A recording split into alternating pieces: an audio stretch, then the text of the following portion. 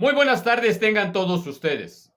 Este día, 22 de febrero del 2022, en el llamado Día Espejo, por leerse igual de izquierda a derecha que de derecha a izquierda, parecido a las palabras que se denominan palíndromos, solo que los números que se leen en esta forma se les llama capicua, y su origen griego viene de la construcción palindromein, es decir, volver atrás.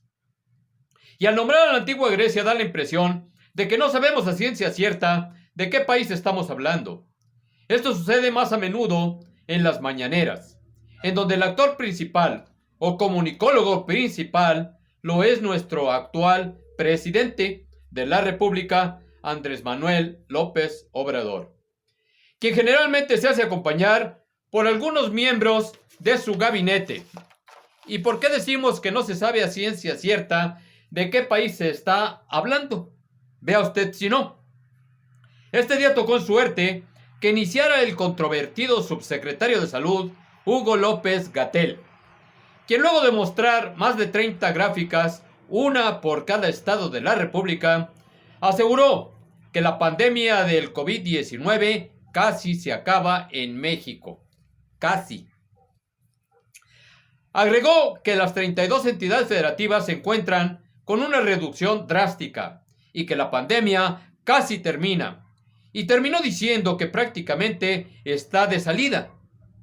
Y mientras estas declaraciones se daban en la mañanera del Palacio de Gobierno, exactamente en este día llamado espejo, 18.306 contagios nuevos se sumaban a la ya catastrófica suma de 5.436.566 casos positivos acumulados.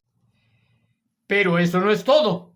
Además, 726 mexicanos murieron y engrosaron la lista por COVID-19 para un total de 316.492 cuerpos en bolsas negras para cadáveres, en sumas oficiales de la propia Secretaría de Salud.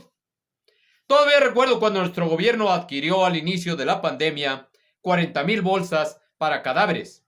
Me parecía a mí una exageración, ya que el doctor López-Gatell pronosticaba que 60,000 muertos sería una catástrofe nacional. ¿Ya ve qué tanta catástrofe nacional tenemos con el número que tenemos actual? Este incierto panorama causa que los ciudadanos tomen ya en forma sarcástica la cuarta oleada. Están más desconcertados que las mismas autoridades de salud. Unos más son hasta incrédulos. Los hay también algunos que no parece importarles ni las hospitalizaciones, ni los muertos por esta agresiva enfermedad. Y así también los hay los más ignorantes, que actúan y dan rienda suelta a sus excesos, sin importarles el color de los semáforos, basando su seguridad y la de sus hijos en los voceros de nuestro gobierno, llámese presidente, gobernadores o el propio subsecretario de Salud, sin analizar que están tan desconcertados, y lo más preocupante es que hacen caso, que el ciudadano promedio les cree y fincan su seguridad sobre cuál criterio prevalecerá, si el de López-Gatell o el de los recién egresados epidemiólogos Claudia Sheinbaum o López Obrador. ¿Recuerda usted cuando el primer mandatario decía que esta ola no era más que un pequeño brote, que no pasaría de eso, calificándolo como un covidcito? ¿Recuerda usted con qué seguridad López Obrador declaró, o más bien ordenó, que llueva o truene o relampaguee, las clases presenciales se llevarían adelante el lunes 30 de agosto del 2021? Solo que esta arrogancia monárquica se topó con pared, pues se quiso dar una orden a las amas de casa, madres de niños que se pretendían poner en riesgo. Pero bueno, continuando, tal pareciera que no podemos desarrollar temas diferentes y de interés común, y es que hoy como nunca, todos los días surge un nuevo tema en la mañanera, siendo el protagonista el mismo presidente de México, Y lógicamente, todo tiene un motivo. El mandatario es un especialista en cortinas de humo. En esta forma, hace desaparecer de la mente del ciudadano común tragedias que son atribuibles al actual gobierno, como los muertos de la línea 12 del metro.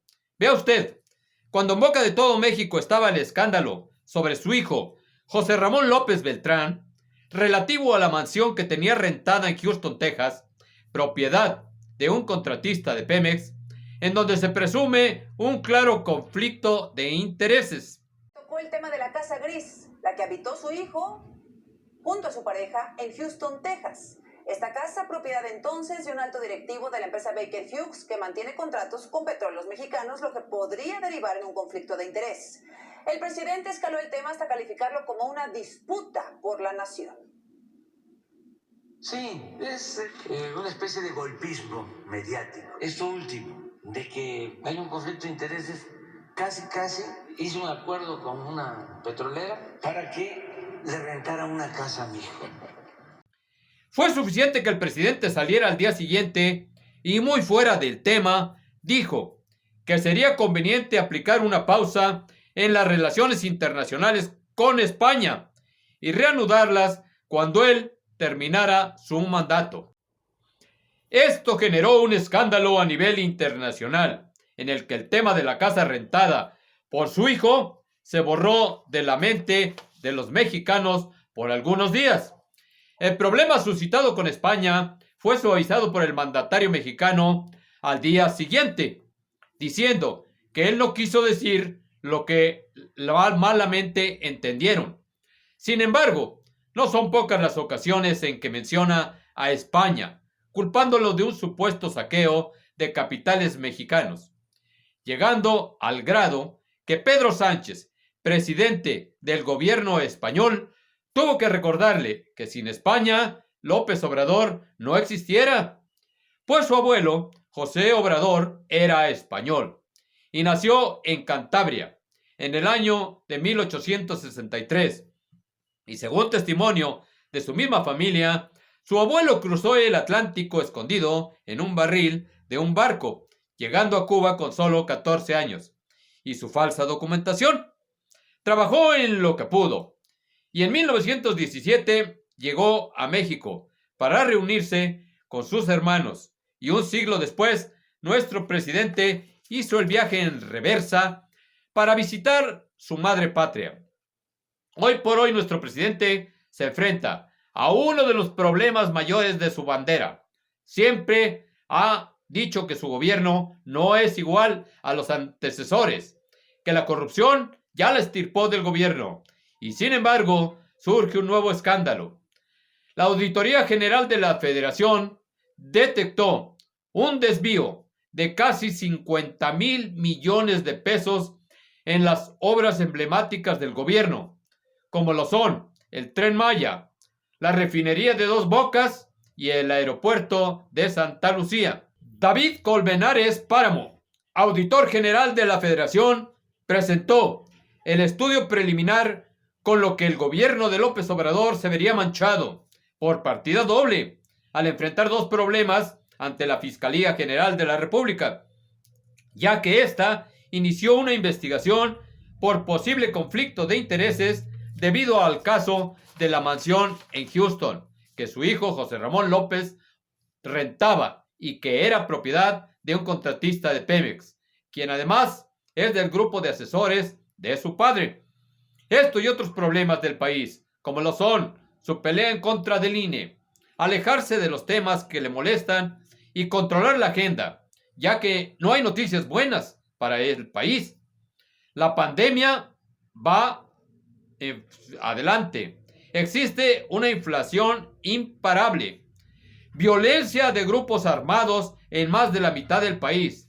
En medio de esta cruenta guerra entre cárteles, evidenciada en casas abandonadas y marcadas con las siglas del cártel, incluso escuelas e iglesias baleadas y vehículos calcinados a media calle.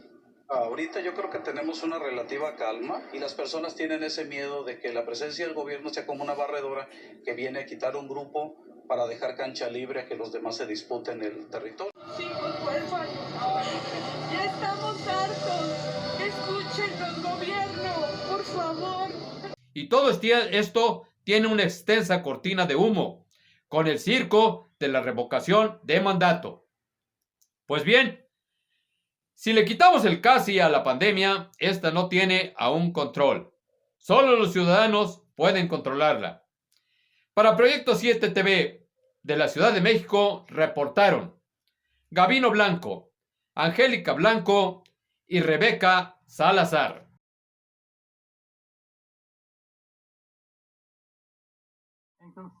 Y que se considere todas las medidas necesarias para parar esta guerra. Porque, queridos colegas, es muy tarde para hablar de desescalamiento. El presidente ruso ya declaró la guerra. Ahora, si les doy el video, les paso el video de su presidente.